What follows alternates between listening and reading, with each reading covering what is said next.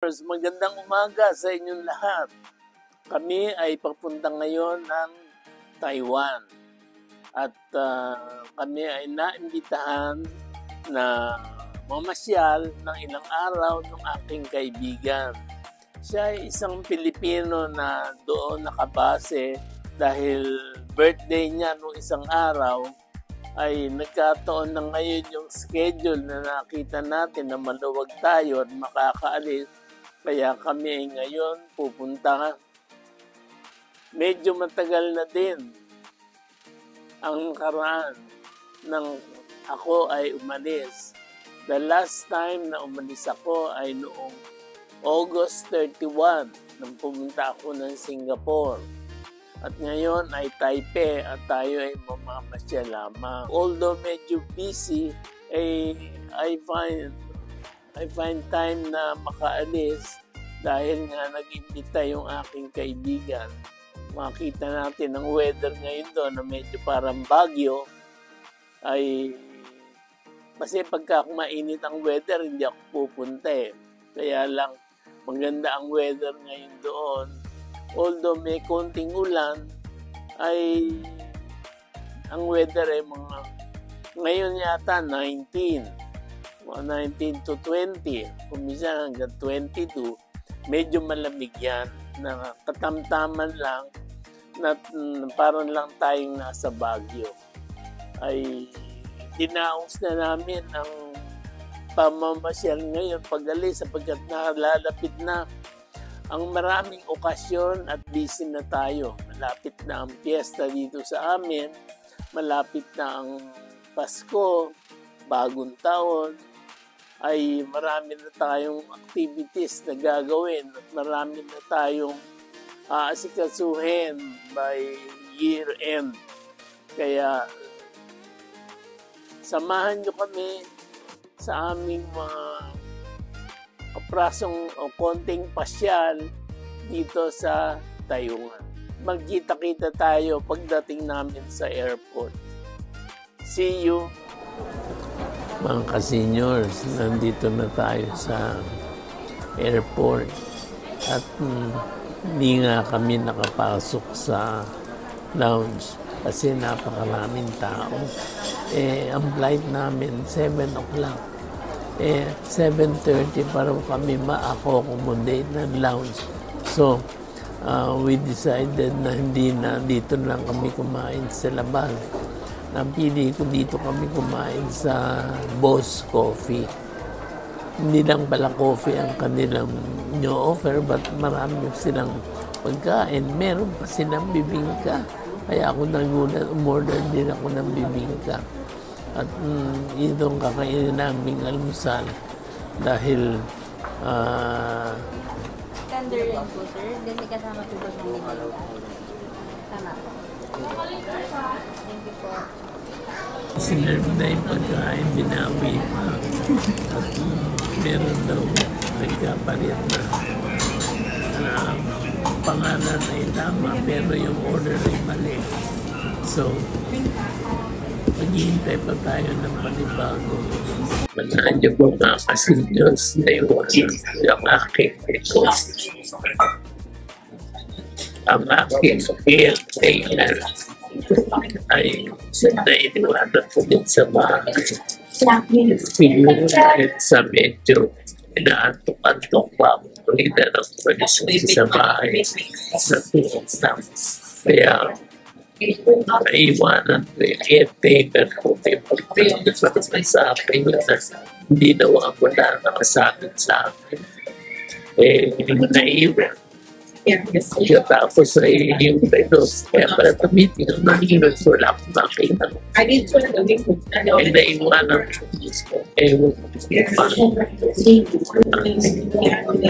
medyo nararamdaman ko na sa inom. Medyo tinulusok puso. Medyo parang uneasy. Dahil wala akong airpaper. Papunta na po tayo sa ating gate. Gate 101, ilan? 102? 102. Hello mga ka-seniors. Ay, nako. Ako'y nakatulog ng mahabang oras kasi nakapag-early check-in kami kanina. Kaya kami ay pagdating ng hotel ay natulog na muna at nagpahinga dahil nga wala kaming tulog. At nagising kami ay late na, nag-4. Ang lakas-lakas ng ulan.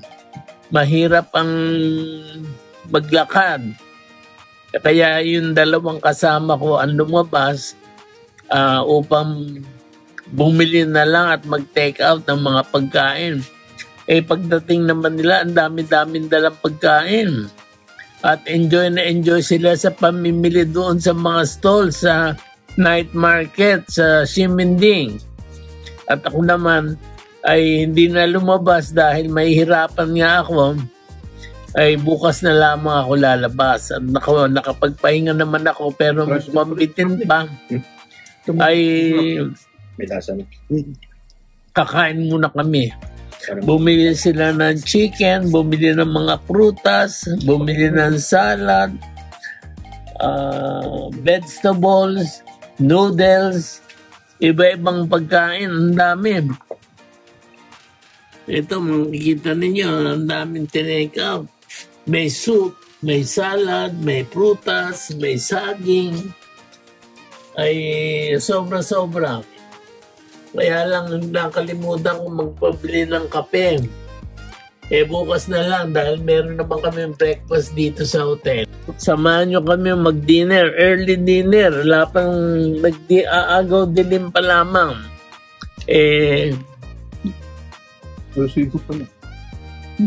Masarap matulog at malamig. Ang lamig-lamig. Medyo siguro mga 18 degrees ngayong araw na ito. Kaya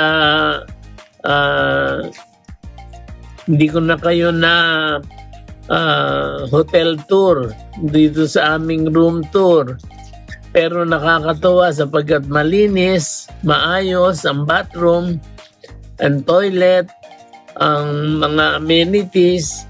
Meron pa silang humidifier, may TV, 3 beds, at malaki ang kwarto. Good morning mga ka-seniors. Naririto po tayo at katatapos lang namin kumain ng buffet sa 12th floor of the hotel at tayo ay pupunta ngayon sa Ximending Market at titingin-tingin tayo ng mga locals at sa mga tinitinda sa kanilang wet market kasi nagpapabili sa bahay ng ebi, ng mushroom at ng iba pang mga mabibili mga Chinese condiments na ginagamit sa bahay. Tapos tutuloy kami ng Ximending. At the moment ay papakita ko na sa inyo ng konti yung room namin overlooking the river and the highway.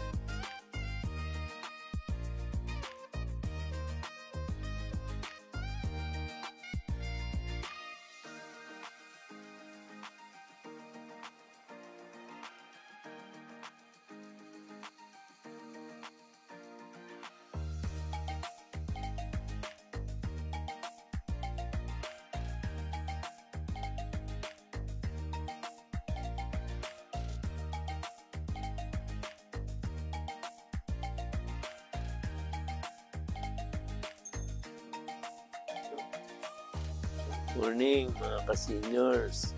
Ito yung pang 3 araw namin dito sa Taipei at 8:30 in the morning at kami ay maakyat doon sa breakfast. Dito kami sa 8th floor at kami ay dito na sa elevator at aakyat tayo sa 12th floor kung saan nandun ang breakfast buffet. Talagang napakaginaw na ngayon dito at hindi kami nag-i-aircon na malamig pa rin ang kwarto. Maganda ang kwarto, maayos, maliwalas, malaki at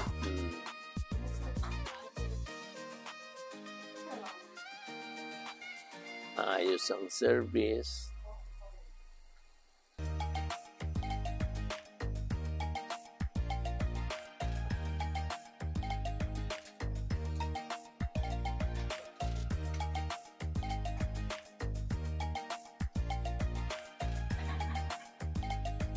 Akyat tayo sa 12th floor at nandun ang kanilang breakfast buffet overlooking the city and the river.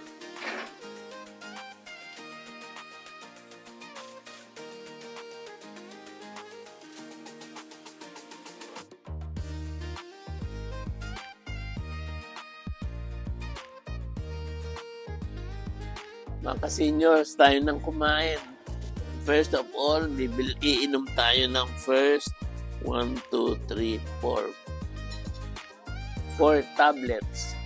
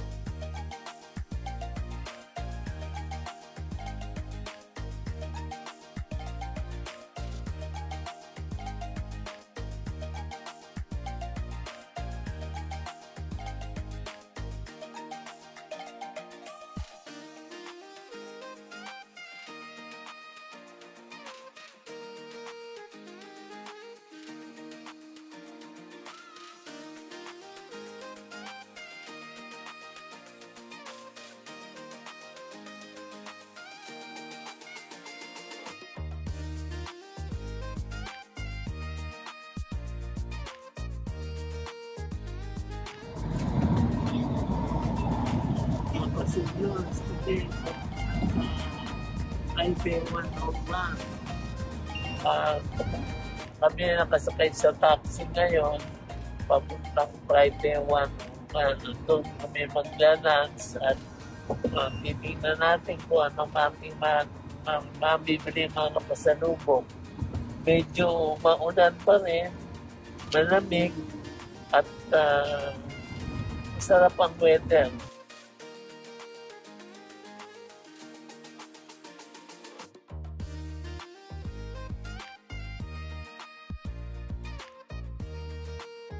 Mga ka-seniors, eto na, nag-check out na kami at maaga kami pupunta sa airport. Ang flight namin ay 2 o'clock, ngayon ay 7:30 at kami mag-iikot sa airport. Kaya maaga kaming tapos malayo-layo din yung airport, buhat dito sa hotel. Medyo maraming tao at maraming bagong check-in. Kaya kami ay medyo maingay. Pero tatawag na lamang ng taxi at kami ay papunta na sa airport. Sige, magkita tayo ulit pag nasa airport na kami.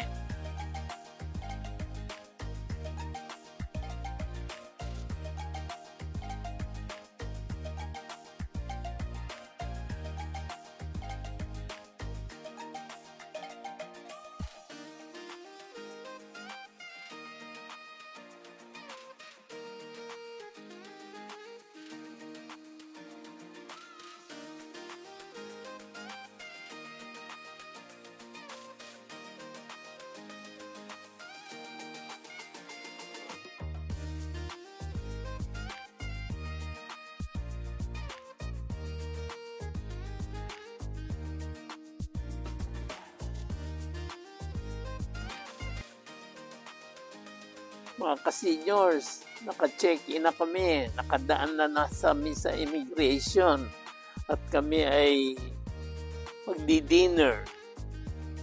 Pagkatapos, kami ngayon ay tinatahak namin ang magandang view ng airport.